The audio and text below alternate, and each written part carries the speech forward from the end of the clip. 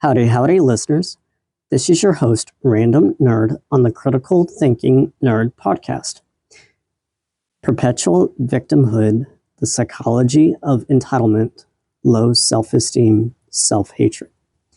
This episode will dive into a surface level of the psychology of label usage. As a disclaimer, I am not a licensed psychologist. I have no professional training. This is for educational purposes only, and my own self-research into this topic. Please do your own research and due diligence of this topic. The big question of why?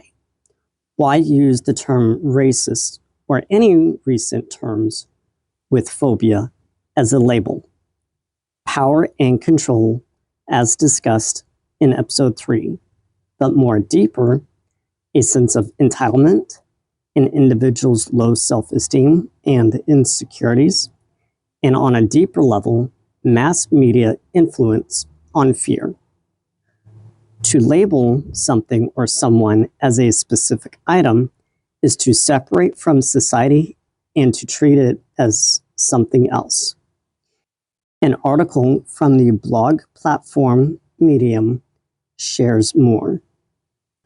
Labeling Theory in Modern Society, published May 14, 2020, by Andrew Brilley.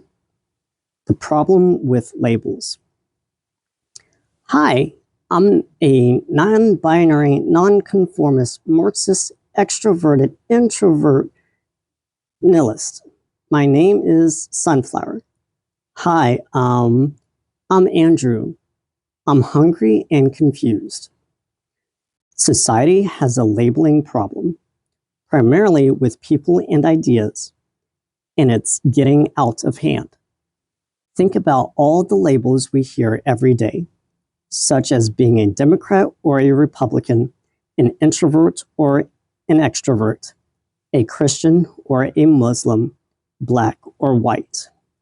Not to mention the fact that you can be gender neutral, intersex, pangender, and whatever else. That's awesome. You can be anything you want, and I'll support you. I'm not here to talk bad about anyone's ideas or beliefs about the world or themselves. The fact that we can have so many labels causes unnecessary conflict. Why can't we be ourselves without putting a name on our tendencies, habits, likes, and dislikes? There are times where labels are good, of course. My brother is my brother. That's a positive label. Many people enjoy being associated with a group of people that are the same religion as them or from the same part of town as them. Calling someone a millennial or a boomer has no benefit. They may seem like harmless terms, but they breed separation.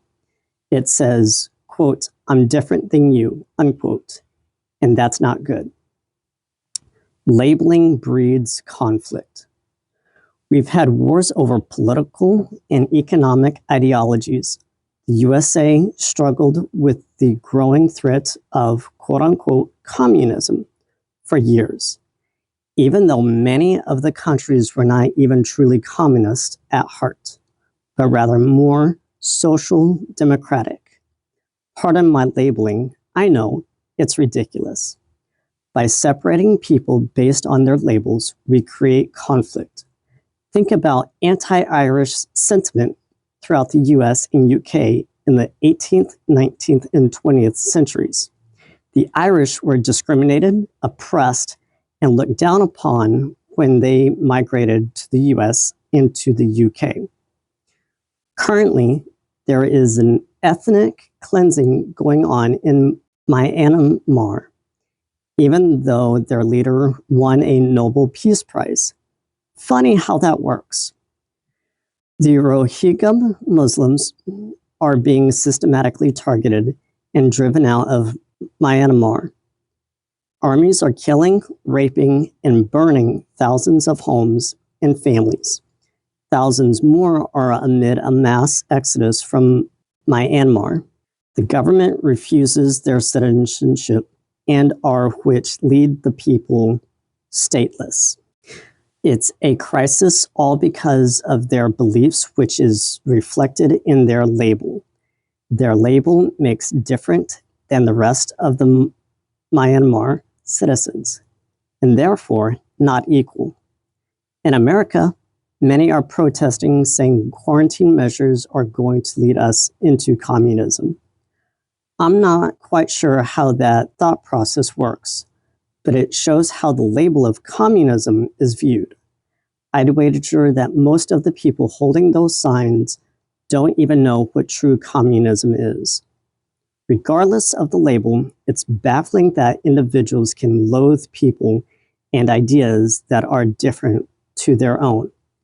Whether the hatred is backed by religious, economic, political, or pure racism, it's despicable. There are many problems in the world, and by labeling people, we create further separation between each other. We don't need more reason for conflict. We should focus on being a single community with no class, ethnic, religious, or sexual distinction. We're all humans. We all live on Earth. Every single person is unique. So why don't we just appreciate our differences and throw them aside? Labeling in everyday life. The idea of this whole article started because I've seen so many posts with labels in the title. People seem to be using these labels as clickbait. For example, 6 reasons why you should have more introverts as friends. Introverts are the leaders we need. Conservatism has gone too far. Socialism is the end of freedom in America. Why bisexuals are more creative. It seems like people are throwing labels into their article titles, repeating the same lousy content, or coming up with absurd ideas for views and followers. This tendency I've noticed is more than boring and ridiculous. It's perpetuating separation. Just because I like to stay home on Friday nights and someone else likes to go to the bars doesn't mean we should label ourselves as different people. You're you and I'm me. That's all. Let's kick the habit of unnecessary labeling. It's all fun and games to figure out if you're an extrovert or an introvert until someone comes along and says, extroverts are ruining our country. Let's imprison them. That might be a bit extreme. But wait, there's more than stupidity behind labeling. Labeling theory. In the 1960s, labeling theory was created by sociologists who found that individuals behave by following their identity. Howard Saul Becker wrote Outsiders, which helped bring the theory further into society. Labeling theory has ties back to the 19th century. Emile Durkheim stated that crime was not as much grounded in the fact that the law was broken, but that society was upset by the crime. The crime defied norms that people should stick to. From there, we get to Howard Saul Becker, who wrote, quote, "The defiant is one to whom that label has been successfully applied. Deviant behavior is behavior that people so label," unquote. People choose what they want to be bad. Before slavery was ended, you were a deviant if you were black. Now you're worthless if you're a Rohingya Muslim. Why? Because society labels you as being deviant if you live in Myanmar and you're not Buddhist. Erving Goffman, a well-known psychologist who contributed much to labeling theory, said, quote, "On the one hand, a stigmatized person may be told that he is no different from others. On the other hand, he must declare his status as a resident alien who stands for his group. It requires that the stigmatized individual cheerfully and unself-consciously accept himself as essentially the same as normals, while at the same time he voluntarily withholds himself from those situations in which normals would find it difficult to give lip service to their similar acceptance of him, unquote. What does Goffman's statement mean? Goffman believes an individual who is different than others in a community should consider themselves the same as the community. At the same time, this person is told they should be proud of the difference between themselves and others. However, Goffman finds that individuals often choose to distance themselves from situations where they believe they may not be accepted. Being stigmatized by labels of race, sexuality, or beliefs puts individuals in precarious situations, a contradictory situation where they should not feel different, but also be proud of being different. What happens is that these labels force separation and exclusion. Labels differentiate us, create walls between us, and create conflict and oppression.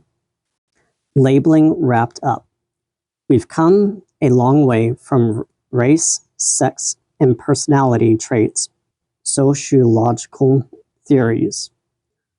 Whether a label seems harmless or not, we should be reluctant to use them so loosely. Labeling ostracizes individuals and makes them feel different and lesser than others. We should be careful with creating more terms to further label people. Do you want others to feel like an outsider because of their sexuality, race, beliefs, or personality traits? I hope not. I hope in the future we can overcome barriers and live peacefully without oppression, stereotypes, or prejudice. End of article. If you found this episode meaningful, please continue to listen to my next episode as I dive deeper and research further to share my knowledge with you. Thank you.